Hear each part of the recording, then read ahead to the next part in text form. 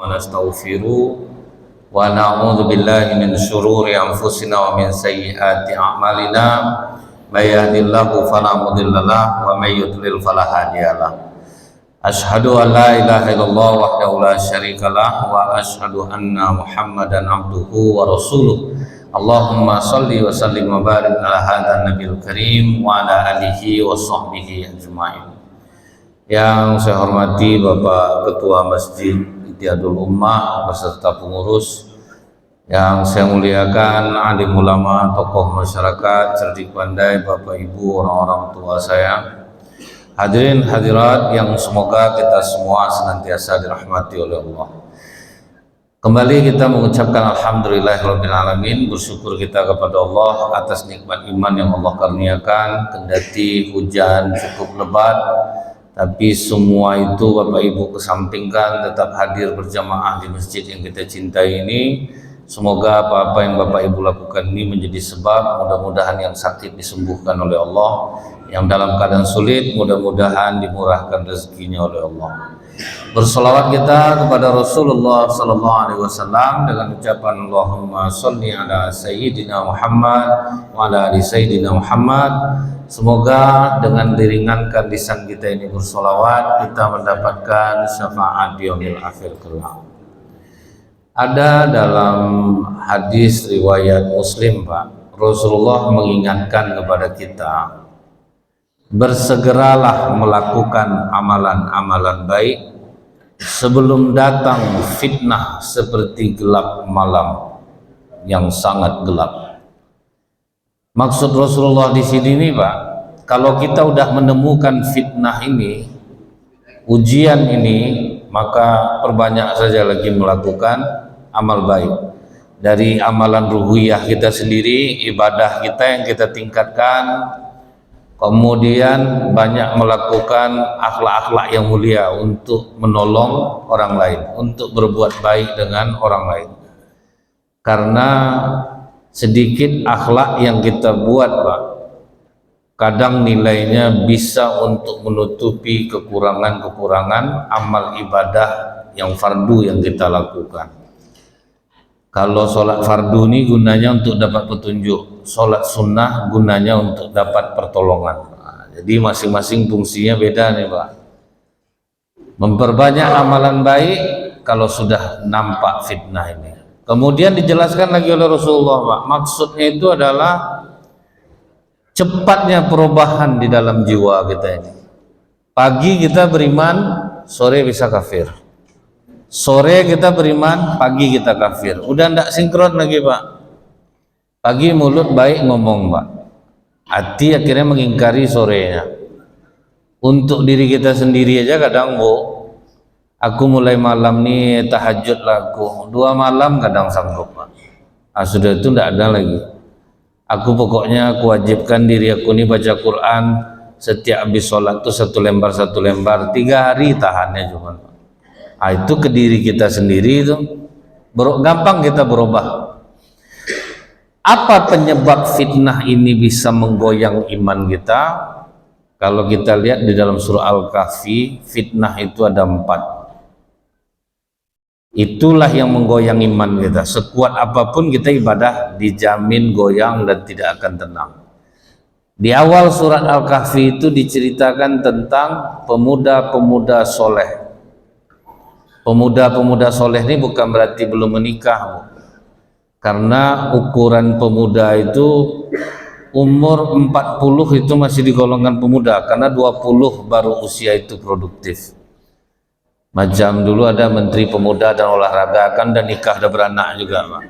Nah, yang pemuda udah beranak juga. Ada ketua pemuda, tapi rupanya udah beristri beranak juga.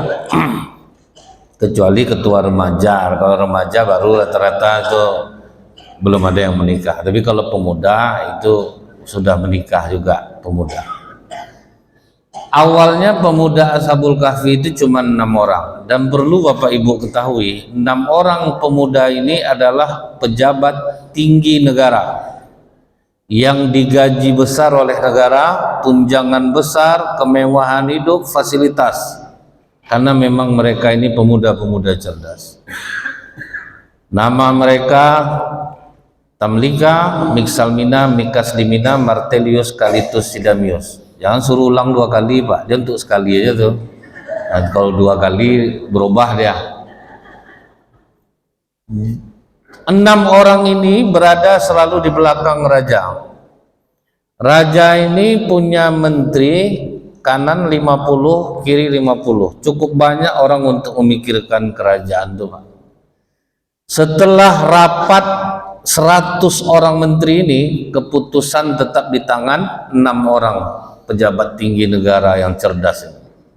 Itulah kehebatan 6 orang ini Pak. Rajanya bernama Dikianius. Dikianius ini selama menjadi raja tidak pernah sehari pun sakit. Sehat terus Pak. Dan itu pula lah nikmat Allah yang membuat dia menjadi sombong. Sampai dia katakan ke menterinya, kalian pernah enggak nengok aku sakit agak sehari aja? Belum pernah lagi raja. Tuhan aku nih berarti nih, mau enggak kalian nyembah aku? Mau raja, pokoknya jabatan kalian aman. Akhirnya mereka bersedia menyembah Dikianius untuk menyelamatkan jabatan dia. Kalian umumkan kepada masyarakat untuk menyembah aku, kasih mereka hadiah. Masyarakat pun mau juga menyembah dia. Itulah bahayanya Pak ya, kalau nikmat Allah ini tidak putus-putus di diri kita, jadi sombong kita. Beruntunglah Bapak Ibu yang ada penyakit. Kalau tidak itu Pak, lainlah sombong orang-orang tua yang masih sehat tuh Pak. Berapa umur awak? 40 udah macam ini ya. Tengok atuk nih ya.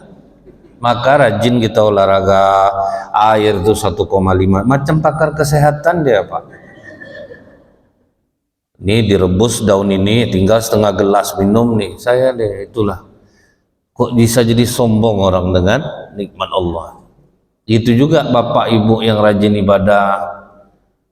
Ibu enak aja hidup ibu ya, makanya duha itu jangan tinggalkan. Itu duha itu minimal 12 rakaat. Tengoklah story ibu kan duha tuh. Nah, di WA di apa tuh. Tuh malam tahajud tuh ada juga tuh. Kalau terlambat coba scroll apa ibu profil ibu itu ada tuh tahajud malam itu. Jadi sombong ya dia Pak. Ingat saya ada bapak punya anak bayinya ini sehat terus Pak. Asal ditanya orang jawabannya apa? Inilah hikmah kalau kita mencari makan untuk anak itu yang halal lagi baik. Memang betul, tapi dia menyombongkannya kemana-mana. Asal ditanya orang, ini lihat kalau anak dibesarkan dengan makanan yang halal lagi baik, itu terus. Akibatnya apa Pak? Bisa anak itu kena mah akut, padahal masih bayi, tergolong balita loh Pak. Baru-baru ini Bu, tidak pernah merokok, tidak pernah begadang, kemudian rajin olahraga, rajin nge-gym, kena stroke. Tidak terima dia Pak. Saya yakinnya itu mungkin di komunitas dia selalu membanggakan itu Pak kan. Saya makanya kesehatan saya prima ini karena saya begini, itu hati-hatilah tuh. Ini contohnya Dikianius ini, karena dia tidak pernah sakit, langsung dia menganggap dirinya Tuhan. Beruntunglah Bapak Ibu, kadang ada yang bapaknya taat, istri taat, anak jahat, bersyukurlah tuh. Kalau enggak lain sombongnya Bapak. Kalau bapak taat, anak taat, nah itulah karena kami ini sebagai orang tua mencontohkan kepada anak kami. Makanya jadi sombongnya dia Pak.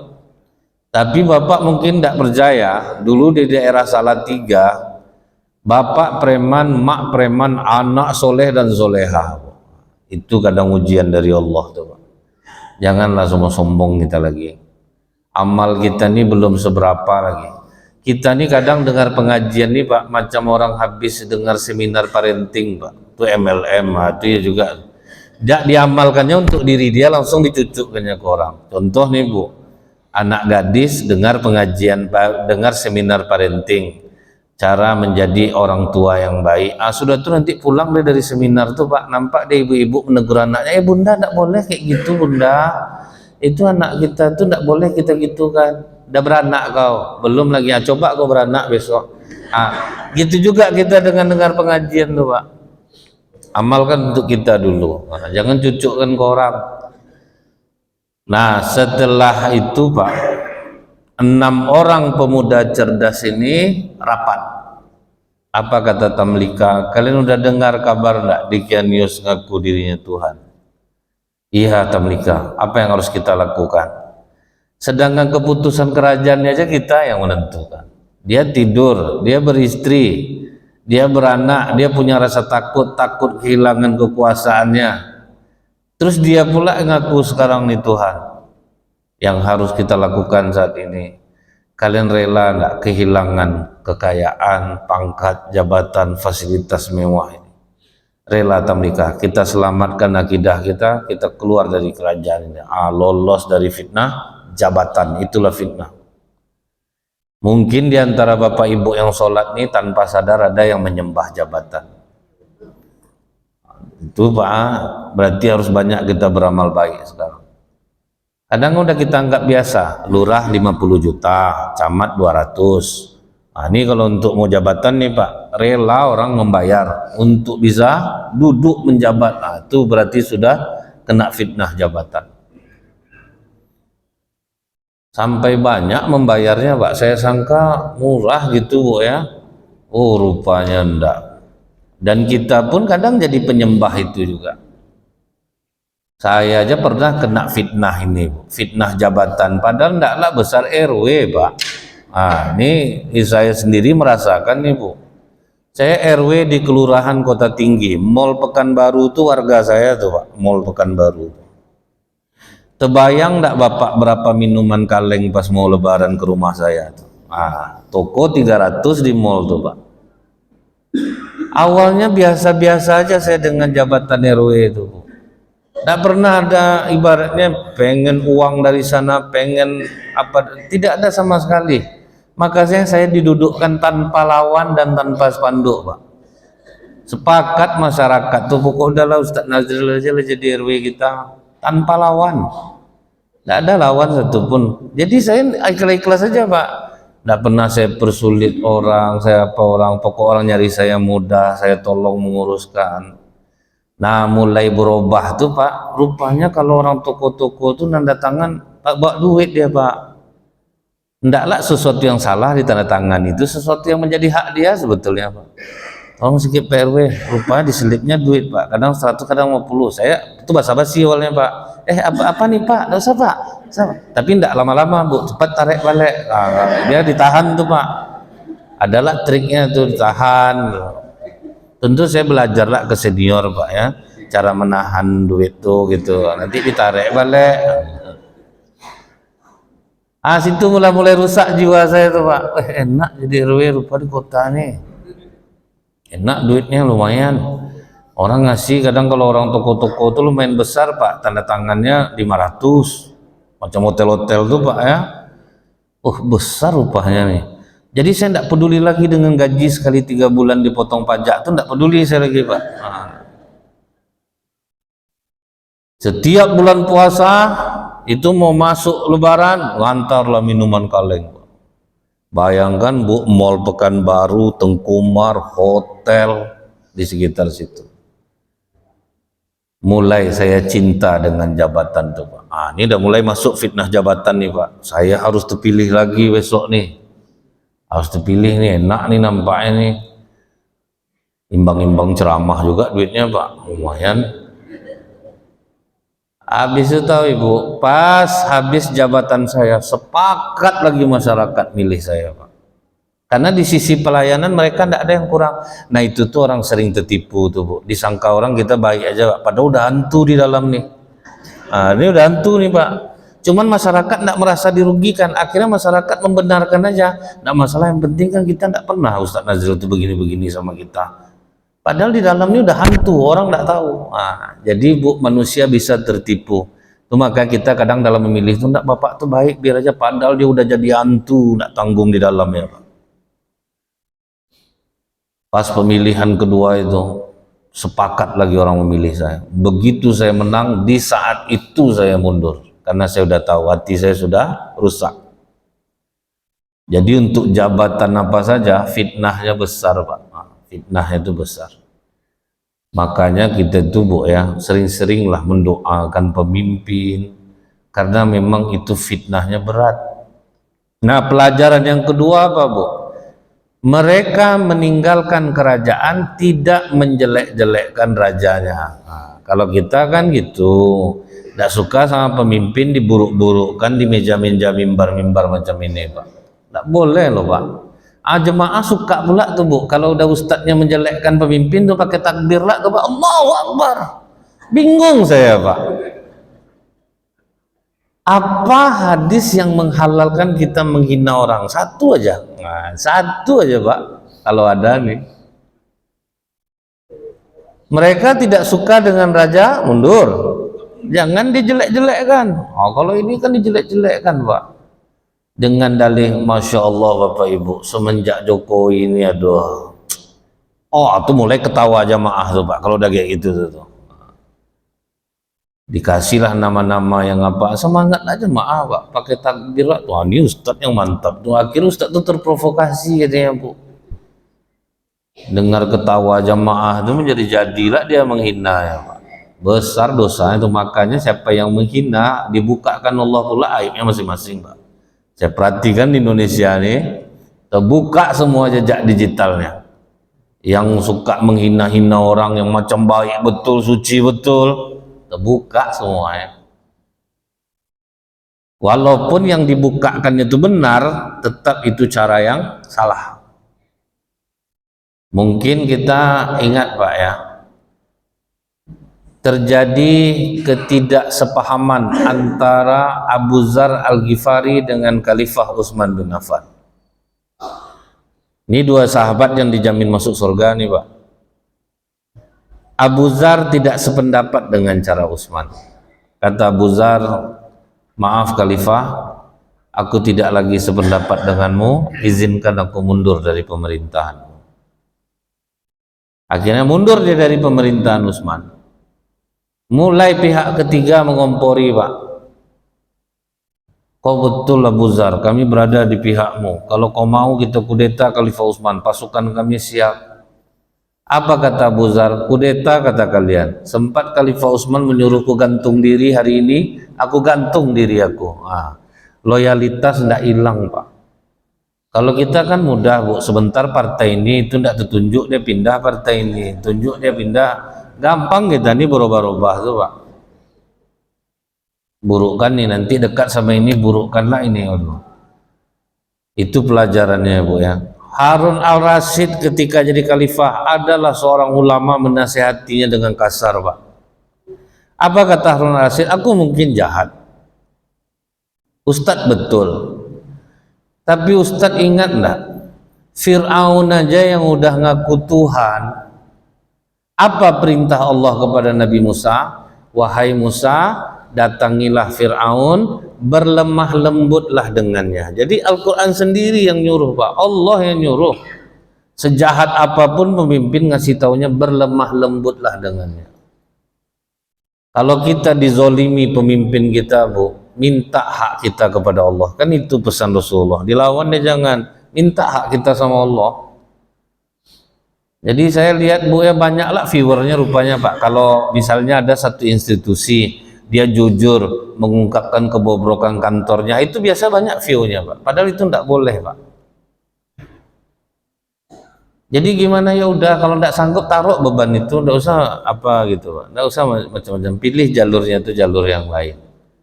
Terus kalau ada kesalahan, siapa lagi yang mengungkapkan? Nah, itu kan ada bagiannya. Kalau yang tidak bagian kita, tidak usah kita kerjakan itu. Nah itu Bu ya, dia tidak menjelekkan. Yang kedua, betapa beraninya pemuda-pemuda yang kaya ini meninggalkan dunia untuk mempertahankan akidahnya. Kita aja banyak sekarang ini tidak sanggup Pak. Bahkan ibaratnya kalau pas dibilang tuh, Bapak salah nih Pak. Ya macam mana loh Ustadz, kami di bawah sistem itu ngikut aja kami lagi. Itu banyak penyembah jabatan. Awak sholat juga, zikir juga. Saking inginnya itu isi doanya suami istri anak beranak itu tiap malam Pak, baca Yasin untuk itu aja. Jadi udah digunakannya untuk mendapatkan itu, karena ya Yasin itu kan jantungnya Al-Quran. Hajat apapun diminta dikasih, sibuklah tuh untuk mendapatkan itu. Berusaha dia sekuat-kuatnya untuk mendapatkan itu. Rela habis-habisan. Saya pas duduk kaget saya Pak. Wali kota 30 miliar, gubernur 60 M. Makanya sering berubah-ubah pasangan tuh, karena ini ada yang berduit, ada yang enggak, ada yang bisa ngeri. Sampai saya bilang sama bapak, bersyukur saya duduk sama bapak, kecil duit 60 M saya dengar kata saya. Saya tidak pernah nengok duit sebanyak itu, jadi kecil rasanya. Saking mudahnya ngomong itu tuh Pak. Mahal ya. Kalau 30 miliar, berarti sebulan dalam berapa tahun tuh Pak? Dalam 5 tahun tuh harus mencari 500 juta satu bulan. Berarti setahun 10 miliar. Ya 3 tahun baru balik modal. Tentu itu yang difokuskan lagi Pak. Mencari 500 juta sebulan tuh. Nah itulah Pak. Yang itu tuh orang rajin sholat lah semuanya. Ngaji itu pejam-pejam lah mata tuh Pak. Zikir bukan main kuat yang lagi ya. Cuman jadi penyembah jabatan. Kadang bapak ibu lah mensupport anak. Udah zaman sekarang nak. Nggak usah dengarkan betul Ustaz Nazril tuh. Ustaz nanti kau nanti. Payah nanti naik karir kau biasa. Tuh, bayar aja lah. Tuh, untuk dapat jabatan. Kalau enggak nanti enggak dapat tempat yang basah. Saya bilang kok tempat basah di laundry Pak, itu jelas basah ya. Tempat nyuci karpet, nyuci sepeda motor, itu jelas basah. Cuman Bapak Ibu, apa yang membuat sahabat Rasulullah dikejar dunia pada saat itu? Kenapa jabatan yang mencari mereka? Rasulullah itu meletakkan orang sesuai pada tempatnya, itu kelebihan Rasulullah. Abu Zar yang udah sezuhud itu pernah minta ke Rasulullah untuk jadi gubernur Mekah. Kata Rasulullah apa? Kau lemah. Nah, walaupun jadi ukuran Rasulullah itu bukan masalah soleh zuhud Pak, kemampuan. Di Indonesia ini ternyata cukup banyak Bu, orang-orang yang memang mendapatkan jabatan itu karena keahliannya Pak. Jadi jabatan yang nyari dia, nah, bukan dia yang nyari jabatan Pak. Didorong kita ini oleh Islam Bu, semua kita ini Pak dikasih Allah keahlian yang tidak dimiliki oleh orang lain. Maka sidik jari kita itu tidak ada yang sama Pak. Kenali kelebihan kita, asah itu, maka rezeki yang akan mencari kita. Saya juga ada Pak ya, kenal di Pekanbaru ini ahli dalam bidang tata kota. Itu tuh karena dia ahli Pak, dia diminta oleh gubernur untuk di Pekanbaru, diminta tanpa harus keluar duit. Orang untuk pindah rela Pak, berapa aja dibayar orang, karena dia ahli dia diminta. Nah keuntungannya ketika memang gubernur salah katanya, saya kasih tahu. Karena itu keahlian saya. Sampai akhirnya saya dibuang dan saya pun tidak menyesalinya. Ternyata apa yang saya sampaikan benar, bermasalah jadinya semua. Karena saya mendapatkannya tidak dengan uang, terlepas pun saya aman. Tidak stres Bu. Ini ada Bu, pagi dilantik, sore dimutasi, mati langsung Pak. Kadang kita melihat orang-orang yang apa namanya Pak yang mengejar-ngejar jabatan ini, ya saya sendiri sudah ngalami itu sebagai RW. Bagaimana kalau di atas itu persaingannya macam mana tuh Pak, menyikut orangnya macam mana tuh, itu yang merusak kita sekarang nih, menggoyang iman. Sama muka-muka kita ikut rusuh dibuatnya itu. Orang sebetulnya makin rajin dia sholat, makin lembut muka, macam muka bapak ibunya, lembut, bercahaya, tidak banyak urusan dunia. Yang kedua Pak, fitnah dalam surah Al-Kahfi itu apa? Harta benda. Kan diceritakan dua pemilik kebun anggur, satu beriman pada Allah, satu kafir. Yang kafir ini mengatakan kehebatan kebun panennya ini karena kecerdasan dia. Nah ini yang banyak kita nih Pak, asal udah berhasil usahanya pasti hilang Allahnya Pak. Ini berkat kerja sama kami yang kuat, kekompakan, maka kami akhirnya bisa berhasil sampai detik ini. Padahal Allah yang menolong. Bisa dia melupakan Allah. Yang ngajarkan kita ahli dalam satu bidang kan Allah. Kan kita ini memang disuruh ahli. Dikasih Allah kelebihan, asah kelebihan itu. Misalnya nih Bapak Ibu, di antara kita ini ada yang bumbunya sama masak rendang tapi bisa berbeda rasanya. Ada yang dikasih Allah keahlian, Allah yang ngasih itu Pak. Maka rasa nasi goreng itu bisa beda-beda Pak. Padahal bumbunya itu aja semua. Tapi kok bisa ini lebih enak daripada ini? Nah, itu Pak ya, itulah cara Allah melebihkan kita masing-masing. Ibu mau buka rumah makan, ilmui dulu. Kan memang disuruh kita ini berilmu Pak. Jangan buka orang buka lawa usaha. Adi betul sudah itu ditolak pakai zikir-zikir doa-doa. Usaha tidak maju juga atau disalahkan Allah. Awak yang tidak enak gimana lagi Pak? Lontong bikin lontong sadahnya yang terasa Bu. Lontongnya ndak tuh meletup-letup mulut orang Pak. Itu walaupun pakai zikir beribu kali pun ndak balik orang lagi itu. Setelah Allah menyuruh kita berilmu baru pelayanan, murah senyum, ramah sama orang. Jadi kalau muka-muka security jangan jualan, muka-muka pihak keamanan, nah itu jangan takut orang Pak. Bukan berarti muka security itu salah, tidak. Kalau muka kita agak-agak ganas, janganlah duduk di depan tuh lagi. Tidak jadi orang belanja Pak. Kadang istrinya murah senyum, suaminya ada di kedai itu cerungut aja tuh takutlah orangnya dia Pak. Nyuci piring dibanting-bantingnya Pak, berdenyutlah jantung orang makan di situ. Jadi semua itu kan dari Allah Pak, menyuruh kita senyum, menyuruh kita ahli dalam satu bidang. Allah yang membuat itu semua untuk kita. Tapi kita sering melupakan Allah, menganggap rezeki itu karena kecerdasan kita. Dan ini hampir banyak menyerang manusia, lupa dengan pertolongan Allah. Kalau di masa Nabi Musa dulu kita kenal Korun. Awalnya tahu Bapak, Korun ini Pak umat Nabi Musa alaihissalam, sangat dekat dengan Nabi Musa alaihissalam. Kita bisa lihat di dalam surat Al-Qasas ayat 76. Di situ dikatakan Allah bahwa Korun ini adalah umat Nabi Musa alaihissalam, tetapi bisa dia berubah Pak.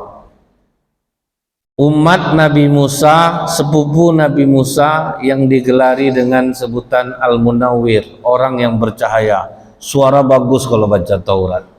Sayang Nabi Musa itu sama dia. Jadi dia sambil berdagang Pak, dia pedagang dan juga orang soleh.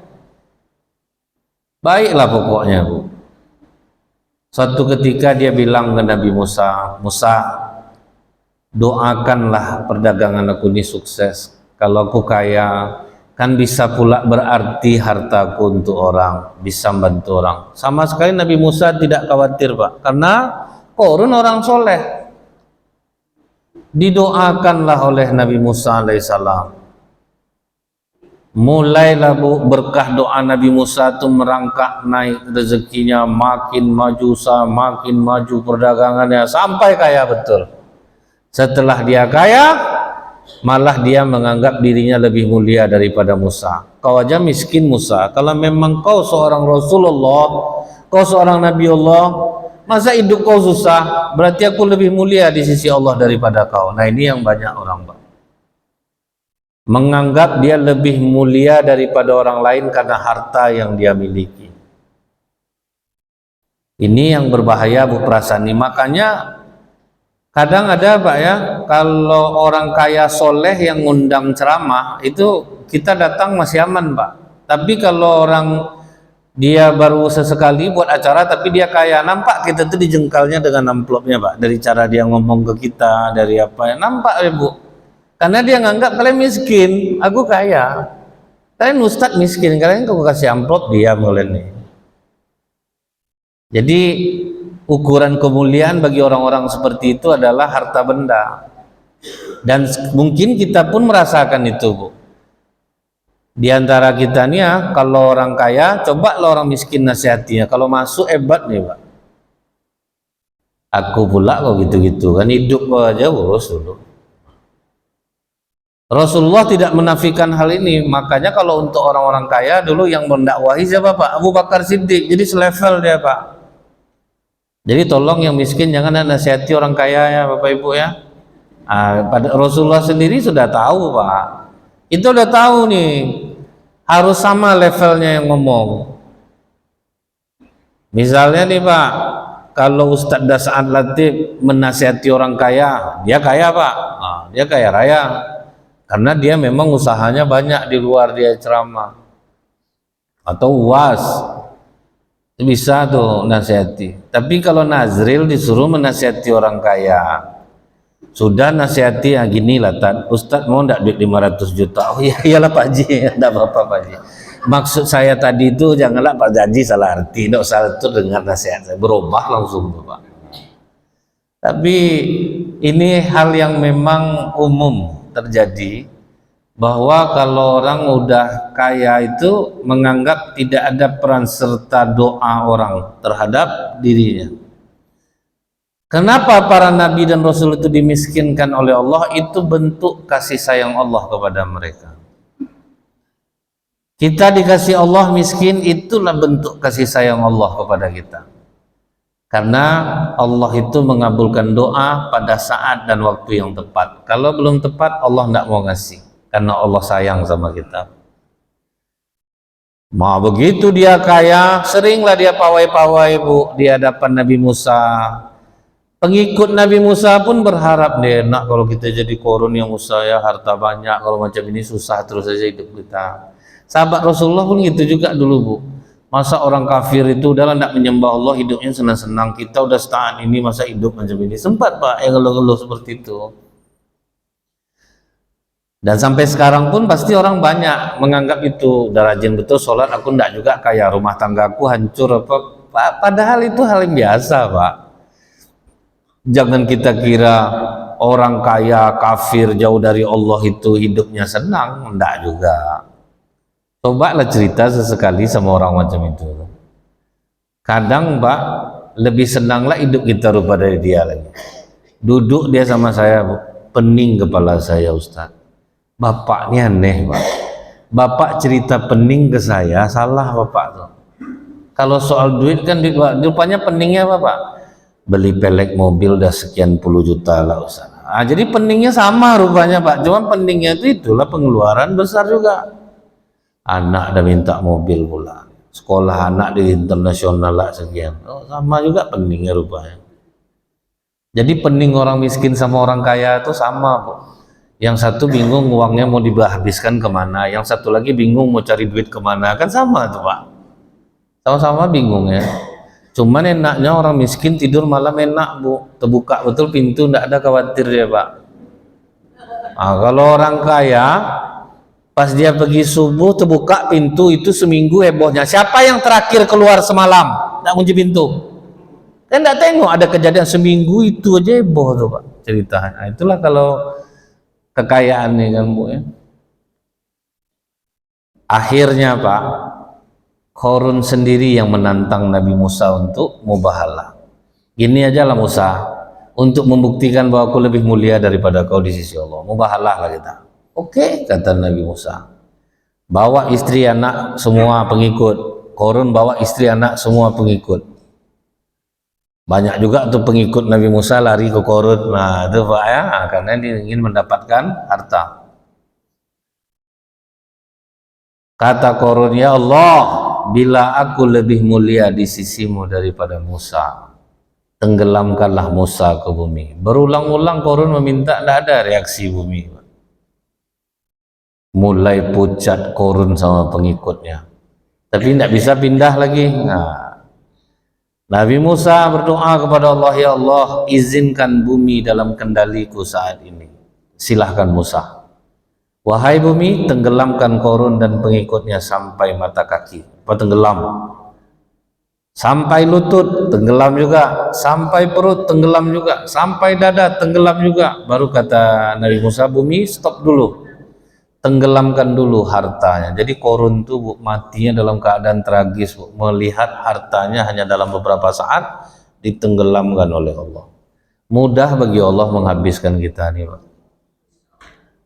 Gunakanlah harta kita yang ada itu untuk kepentingan agama, itulah yang akan abadi. Tolong keluarga, tolong saudara. Tidak usah terlalu hebat betul manajemen dunia kita itu lagi, ini uang untuk ini harus kita asingkan, uang tidak ada Pak.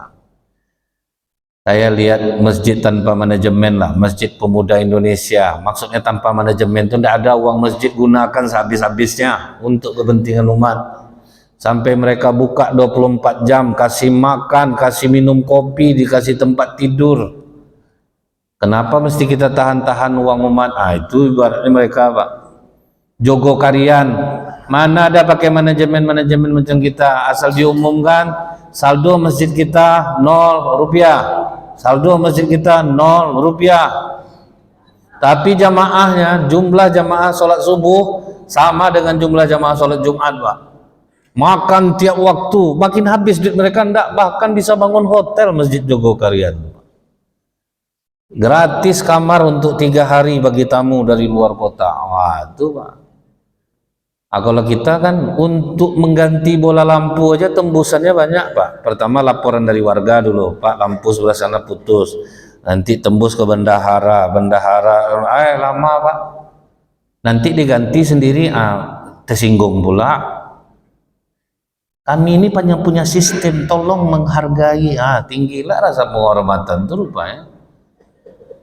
Masjid Pemuda Indonesia itu sampai dikritik orang tuh Pak, tidak laku lah warung dekat sini, kalian menyediakan makan gratis, macam-macam. Udah sebaik itu pun banyak juga orang tantangannya Pak.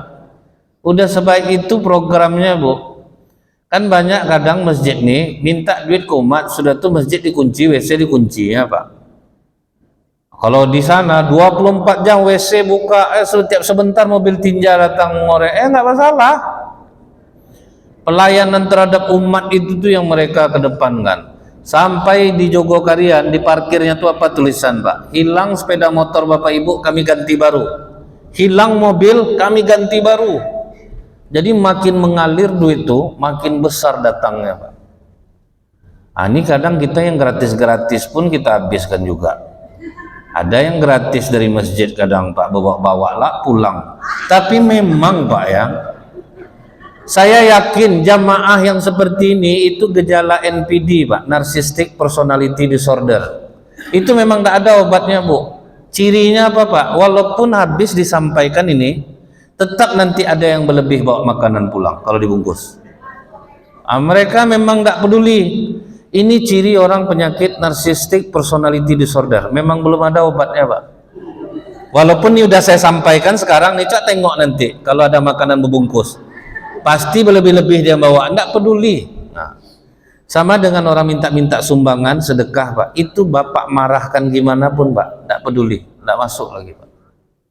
Karena memang udah dicabut Allah rasa malu.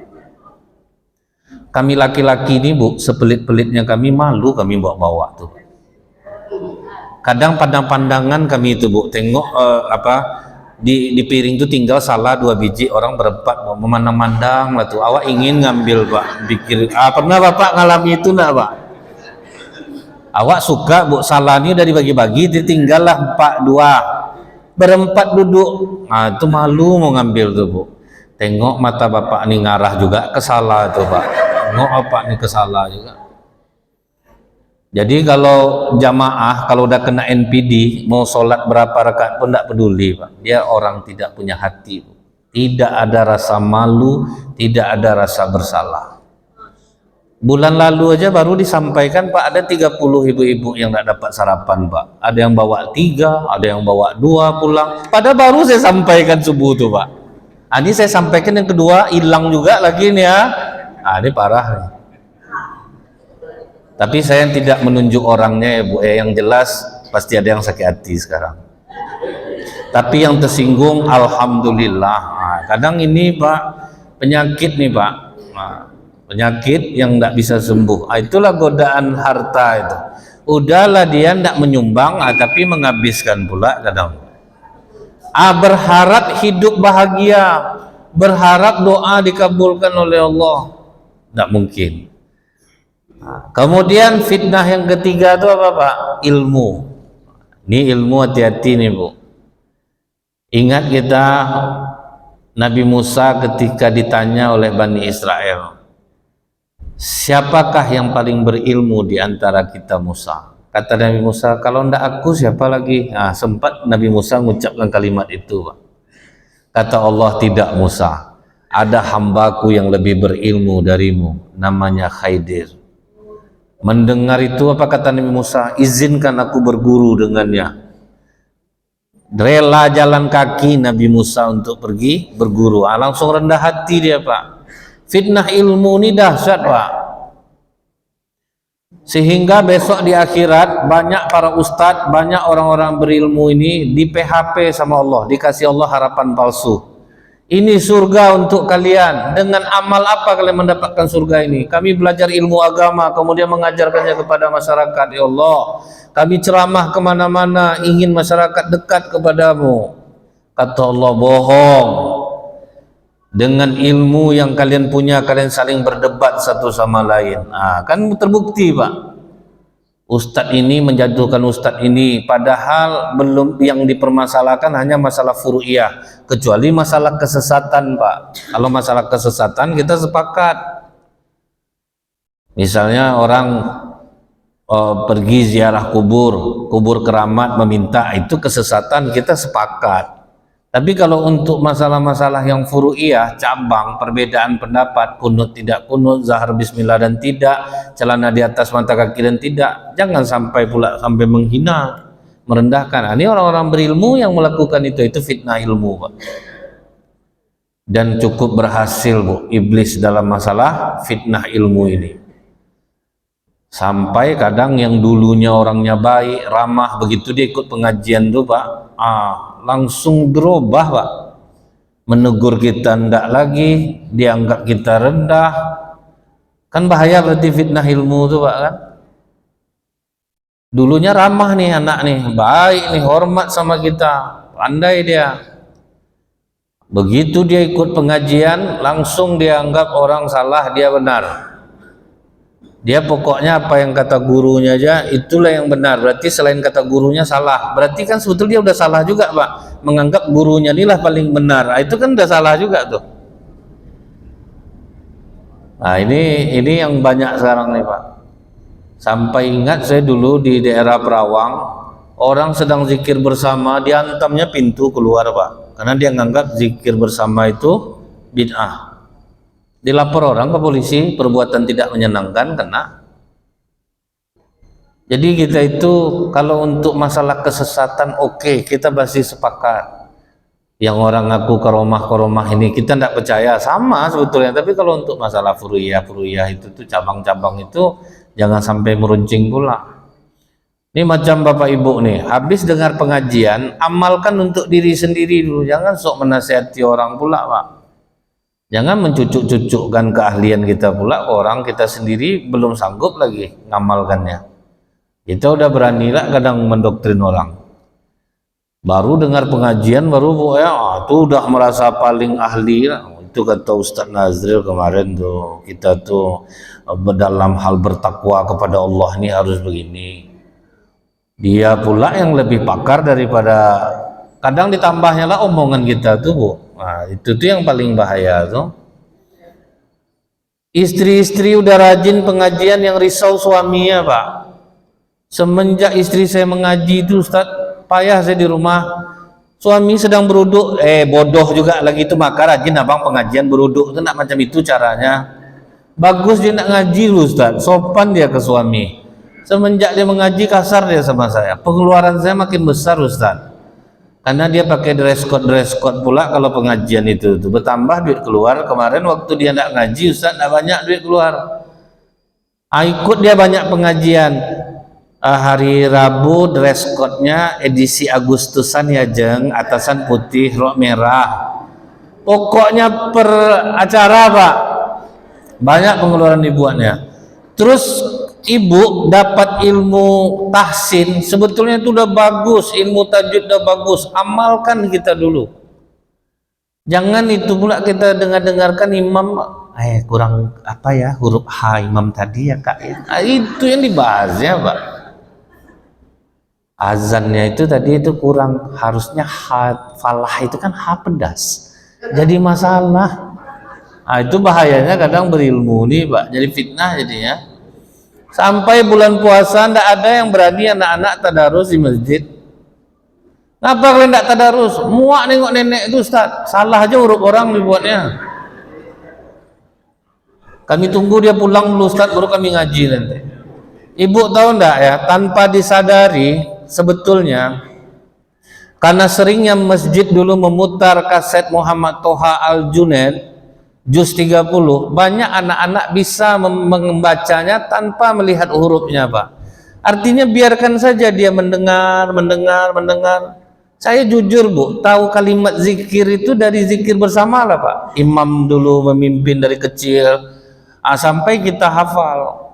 Tahu kita mana panjang pendek. Jadi kalau orang ngaji, biarkan aja dia ngaji. Nanti kita yang bagus, kita yang membacakannya. Karena orang kalau sedang ngaji disalah-salahkan tuh Pak, hilang sur dia Pak. Jelaskan 3 kali dah, udahlah ibu aja lah ngaji Bu, saya nyimaknya lah lagi. Ada singgung ya. Ibu yang bagusnya sedang ngaji bercerita, muak lah aku nengok dia nih Kak. Sosok lah tentu orang. Sibuk dia berguncingnya dia bertiga berempat. Itu fitnah ilmu. Ada bapak-bapak baru dengar pengajian, jangan sampai kita biarkan anak kita nonton sinetron, nonton TV, pulang ke rumah langsung main matikan TV Pak. Kata bapak bagus yang macam itu tuh, bertahap dulu, pelan-pelan dulu, sampai nanti anak-anak itu dia berpikir sendiri, Bapak aku tidak pernah lah nonton, asal acara ini tidak mau dia nonton. Nampak istri nonton sinetron Indosiar. Sinetron Indosiar itu Pak, sinetron perempuan terkuat di bumi itu Pak. Dia ceritanya itu aja terus. Suami selingkuh, sudah itu istri pertamanya baik, suami ini dibawanya selingkuhnya ke rumah, sudah itu selingkuhan ini diusirnya istri pertamanya. Itu nanti pergilah istri pertamanya yang sabar ini, bawa tas 2, satu didorong, satu dijinjing. Dia itu terus tasnya tuh Pak, udah saya tandakan tuh Bu. Tuh nanti pas keluar rumah hujan hari Pak, datang mobil, ditabrak mobil, yang kena tangan diperban kepala, kan itu tuh Pak. Paling hobi orang yang nonton itu. Kita mau kita larang Pak, jangan. Duduk beri bimbingan. Sudah itu nanti sudah kita ngomong, pergi kita ketawa-ketawa dulu, lama sampai dia tahu Pak, oh ya suami aku tidak pernah seperti ini. Tidak perlu kadang kita harus pakai mulut. Kadang Bu ya, kita ada keterbatasan ngomong nih Pak sama anak, cara mendidik itu. Bahkan dulu ada Bu, anak yang jadi juara umum di suatu sekolah punya orang tua yang tidak pernah menasehatinya Pak. Pas disampaikan pengumuman itu, bapaknya pakai sepatu bot nih Bu, orang kerja kasar Pak. Bagaimana Bapak mendidik anak Bapak sampai dia jadi juara umum? Saya ini orang bodoh, jadi yang saya lakukan adalah selalu menemani anak saya ketika belajar. Cuman itu yang dia lakukan Pak, duduk. Terus apa yang dia mau saya nanti pergi ambilkan. Ternyata anak jadi juara umum Pak. Ini kadang bapak nih ngamuk, dia mana lapor kau, itu kau bodoh, udah dikasih belanja banyak, dileskan, tengok rapor kau di meja itu merah. Maka jangan main HP juga kau. Tidak ada orang merah do Pak, tidak usah kau bohong Bapak, ambil rapor di meja itu, cepat. Dia pas diambil, ini rapor SMA Bapak nih Pak, astagfirullah, rapor dia Bu. Gaya sok pula, macam orang hebat pula. Nah yang terakhir itu apa Bu? Di dalam surah Al-Kahfi itu fitnah kekuasaan. Beda dengan jabatan Pak, ini sudah berkuasa. Orang kalau sudah berkuasa itu Pak, akhirnya apa? Dendam-dendaman. Coba kita perhatikan di Pekanbaru nih Bu. Naik pemimpin ini, bantainya orang yang dekat ini, dimasukkannya orang ini. Begitu naik lagi PJ ini, yang udah ditunjuk sama yang ini, habis semuanya Pak. Ganti lagi, itu fitnah kekuasaan. Itu ngerinya Bu. Dan ustadz-ustadz akhirnya teradu domba di dalam itu. Akhirnya sempat Bu, dunia perustatan Pekanbaru tidak baik-baik saja waktu itu Pak. Itu ngeri itu Bu. saling mengasari satu sama lain. Otak kalian tidak ada, mau aja kalian diadu domba. Kalian ingin dekat sama ini, kalian buang kawan-kawan kalian. Padahal ini kita juga semuanya, adik kita, apa kita sama sekolahnya. Oh ribut bu. Yang ini mihak ini mihak ini macam mana lagi bang ini. Itu susahnya tuh pak. Itu fitnah kekuasaan. Karena kalau kita berkuasa itu pak bisa menghancurkan orang. Dendam. Yang ini orangnya orang sholat juga, orang yang apa juga. Sampai kata jemaah, betul kata Ustadz Nazril ya. Ternyata Ustadz ini hantu juga kelakuannya. Memang iya pak. Dia nyuruh orang berakhlak mulia, beradab. Dia sendiri kadang mempraktekkan itu tidak ada adab. Karena dia sudah masuk ke lingkungan kekuasaan. Akhirnya hilang adabnya bu. Banyak tuh. Mengajarkan kebaikan. Sampai kadang-kadang jemaah ini nganggap bu, dia beruntung betul lah kita kalau dapat suami macam ustadznya. Ya tidak ada bu, yang hantu-hantu juga. Orang aja kadang melihat mengagumi gitu pak ya. Tanya sama istrinya masing-masing. Ingat saya dulu ada ustadz Rasulullah itu pak, teladanilah pak dalam beliau berumah tangga. Dia sayang kepada istri, tidak pernah menghinanya. Cuman ada bapak di belakang tiang pak, ketawa aja kerja bapak tuh.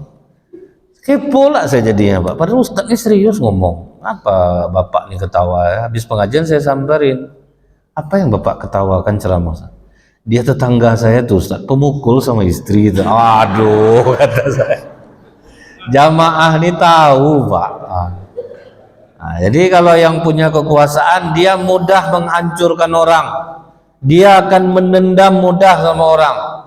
Sampai kata orang bu, ada 3 orang yang tidak boleh kita lawan di bumi ini. Penguasa, orang kaya, orang gila. Karena risikonya sama.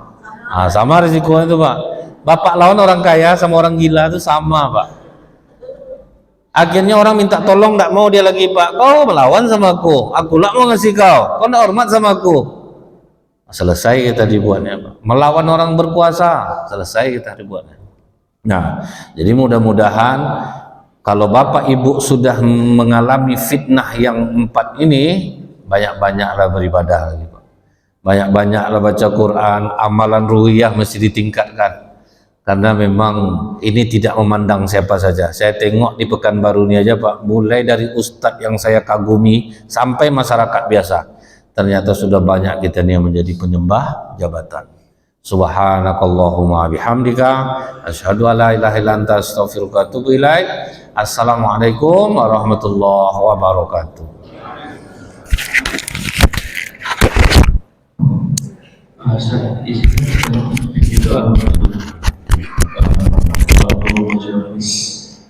Summa khususan ala hadhihi niyah al-Fatihah. A'udzu billahi minasyaitonir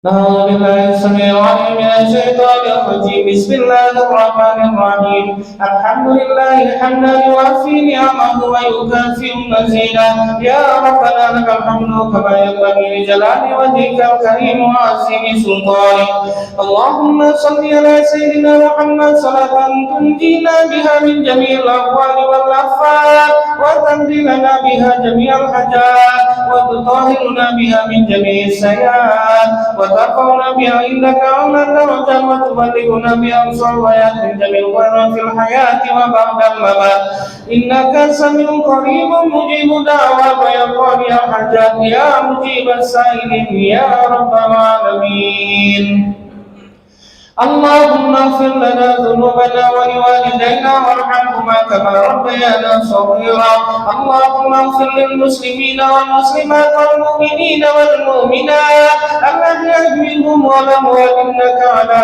كل شيء قدير ربنا ظلمنا انفسنا وان لم تغفر لنا وترحمنا لنكونن من الخاسرين.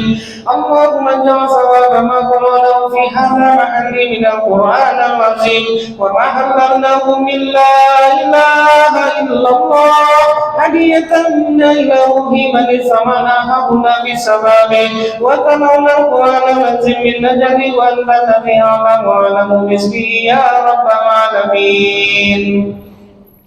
اللهم اغفر له وارحمه وعافه واعف عنه. اللهم اجعل قبره روضة من رياض الجنة ولا تجعل قبره حفرة من حفر النيران.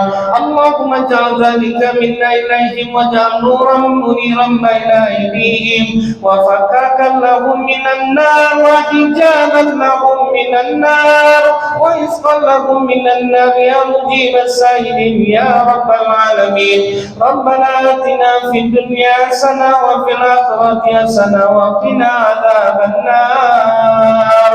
وصلى الله على سيدنا محمد وعلى آله وصحبه وسلم. سبحان ربك رب العزة عما يصفون وسلام على المرسلين والحمد لله رب العالمين. Assalamualaikum warahmatullahi wabarakatuh. Terima kasih para syekh telah mengadakan kajian pada pagi hari ini. Semoga bermanfaat bersama, dan kita ucapkan terima kasih kepada keluarga besar Bapak Haji Abdul Muhammad Mulis yang pada pagi hari ini telah memberikan